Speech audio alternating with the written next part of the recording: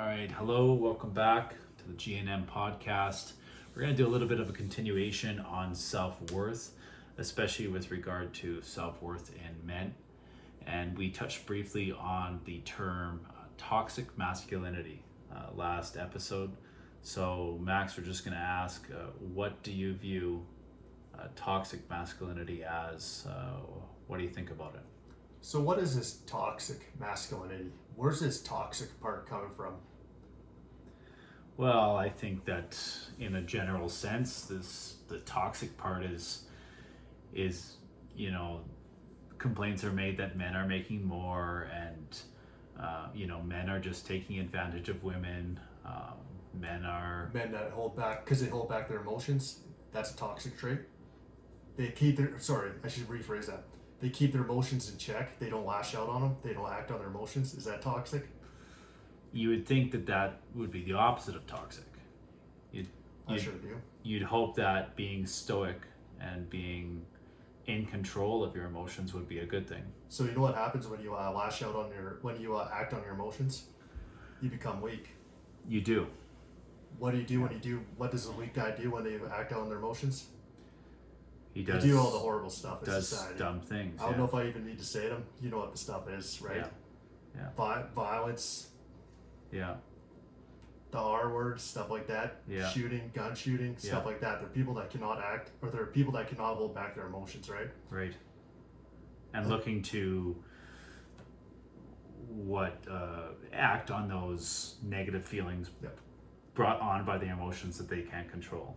So you know what a masculine guy does? A person with masculine traits, they control that. Okay. They can be dangerous guys, and they should. They probably are dangerous guys. Yeah. They can rip apart a person, right? Right. But they hold back that danger. They're good. They're good guys, right? They show kindness. So there's a difference between being a nice guy and being a good man. A good man, exactly. Yeah. Exactly. Interesting. I mean, Jordan Peterson puts it way better than me, but that's essentially it. Why you gotta be a dangerous guy? Yeah. Yeah. So that's part of the issue, right? So, anyways, that's why I hate that word toxic masculinity, because there's absolutely nothing toxic about it. Yeah, and I think that we've swung so far in the opposite direction, right? You can argue I'm being weak right now because I'm letting that word affect me right now. So there you go. I'm putting it away right now. That's I'm done with that word. I'm done with it. Masculinity is a positive thing. Show masculinity. Be strong. Yeah. Be strong, brothers. Yeah, that's right. Absolutely. Well, that's it's interesting that we are surrounded by this, and it seems that not too many people are willing to put in the work, and I think that's really where discussions like this really help, because actually I'll be a little vulnerable here. I've been having a couple bad days, and just sitting down and talking consciously with another conscious man, I'm feeling better. It's crazy to have that sort of support as a man, and as a person, it doesn't really matter. But just saying, to have the support of a judgment-free zone, and to express, thoughts, maybe not to act on emotions, but to express thoughts that you might be, thinking about, can give you power. I'm not sure how to communicate this, but hopefully the audience is kind of understanding that, or hopefully you understood it. So, yeah. So. Oh no, I'm saying pretend I understood it. Okay. Sounds good. All I'm just saying is that a good person in your life can boost you up, right? Yeah. And we need more of that, and so absolutely. Good person will be there beside you and will help you get back back up. Yeah. And rejoice with your wins, right? Not only be there for the tough times, but rejoice for your wins. So, okay, well, let me ask you this: how do you think men should approach this? We live in a society where men are too scared to ask out a woman, yet studies show that women actually want to be asked out, but Probably yet 9 out of 10 times. this whole stigma of toxic masculinity or feminism to the point of well, if whatever a man can do, a female can do as well, and almost the sense of I don't need no man asking me out. Like, do you know what I mean? Anyways, my question is how does a man approach this type of society and this type of dating world now? Or I'm kind of putting you on the spot there. No, you're not, because I got 2 ways of going about that. Okay.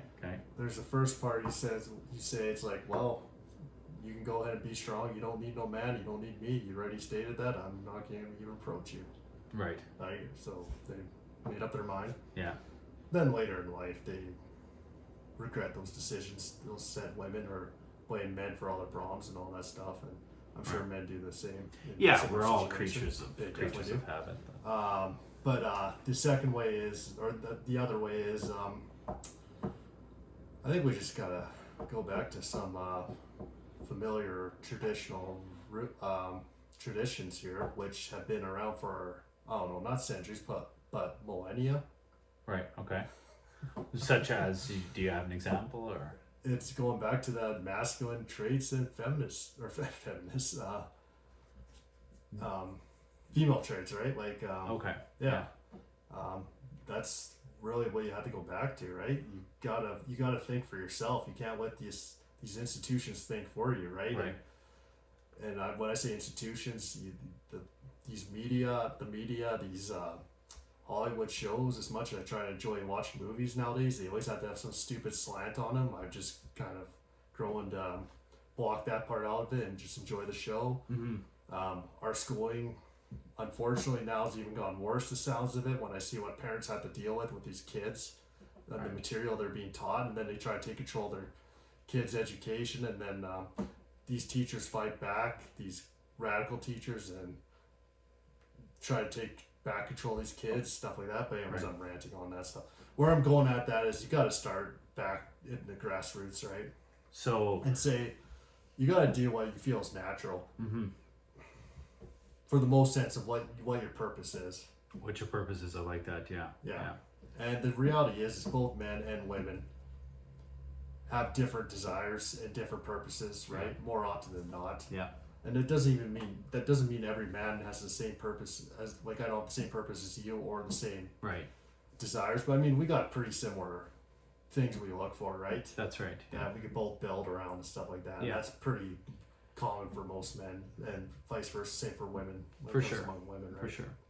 So, in order to progress, then what you're saying is go back, like you said, grassroots. Go back to the more traditional ways of doing things, and really set, I guess, what you're saying, your own goals.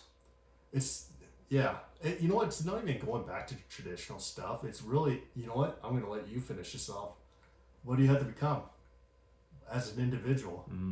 It's not going back to traditional. It's the C word. Consciousness. Yeah. That's exactly what it is. Yeah. There. Right there. No, it really is. It really is. It's can you step back from an emotion? Can you step back from a stressful situation? Can you have that bird's eye view, that metacognition to pull away and say, why am I experiencing this? Did I bring it on myself? What kind of emotions am I facing? What does that want to make me do? And can I just recognize that I may have put myself in this situation? And can I also recognize that I can get myself out of this situation? So yeah, there's self-accountability. You know what? That's actually another thing missing. And guess what? I've been bad. I'm still bad for that. I'm way better now. I'm doing this to myself right now, trying to point to myself. Like I'm obviously no pro of that, right? Or else I'd be Well, what I'm saying is you gotta be self-accountable, and that Right. includes me and you too, right? Of And course. you gotta work on that, Yeah. and that's actually key. You know what? That's another element that's missing in our society: self-accountability. Self Right? accountability. That's so massive. Right? Absolutely. Yeah. Well, and the entitlement, right? Yeah. You know, our parents' generation, I would say, worked their butts off, right, and continue to work their butts off. More than I'd say the younger generation. More than the younger Generation X. More than Generation Millennial. I don't know, Millennials. And what's the next one? Zoomers. Generation Z. I think so. Yeah. Whatever and because I would even argue they weren't even that big. But the entitlement obviously is a massive issue. Us, but yeah. And I do have a bias towards the generation prior to the great, not the forgotten, the silent generation, but the greatest generation. Okay. The ones that went through the Great Depression and World War II, right? Okay, World War I. I mean, you got World War One there too, but I think that was probably the greatest generation, and it's called that for a reason. And then we've just gone downhill from there. But yeah, no, there was a lot of self accountability then. You had to, right? Yeah, of course. To survive. Yeah. It's based on your survival.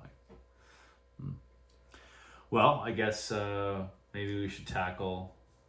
So I don't know where I started off on toxic masculinity. I just wanted to put that to rest. That word just drives me. That's good though. That's good. I can go on that for a long time, but I think you can go on YouTube and you can search videos on it and they'll explain it better than me and why it's ridiculous. And yeah. Well, at the end of the day, I think it's just important that we're recognizing that there's a need to be better, be stronger, work on ourselves, have this lot greater self-worth and be masculine men, take charge of your own lives and prepare to suffer.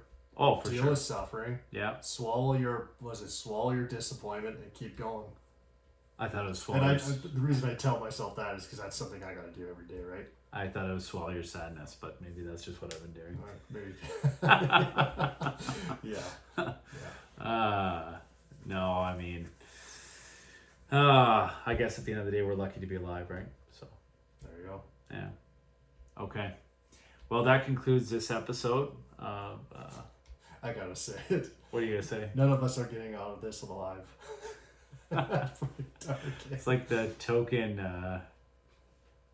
saying that you always have to say, just you're born to die. Yeah, something like that. Or like a dad, he's always got to strap down the load, and then he's got to grab the strap, and he says that's not going anywhere. So you know what the beautiful part is? Nature's trying to take you out, but the best part is to see how long you can delay it.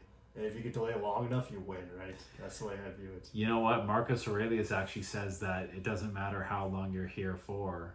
It's, everybody has the same ending. And it's basically what you make of it in between there. And if you are serving with a purpose, if you're going and when I say serving, I mean serving your own life with a purpose. Be virtuous. Be virtuous. Don't just sit there, right? Don't just don't wander. I think he uses the word wander a lot. Marcus Aurelius. Don't let the take you away. Yeah, exactly. And I mean, if I'm honest, I catch myself wandering. I do all the time. Right, I catch myself thinking about previous relationships. I catch myself thinking about childhood. I catch myself thinking about the past, and I mean, for what, right? Like, and then we gotta stop that and just say nope. Yeah, we can think about it, whatever. Then we move on forward. Yeah, yeah, we have to live in the now, right? I mean, there's nothing really but the now. You want to live in the past, you're just gonna be frustrated and maybe shame-based and trapped in guilt or shame, and if you just continue to look for the future, you're just going to get stuck with anxiety, right? So it's easier said than done, but yeah. So anything else you want to add? No, that's good. That's good? Okay. All right, well, we'll see you next time, and hope you enjoyed it.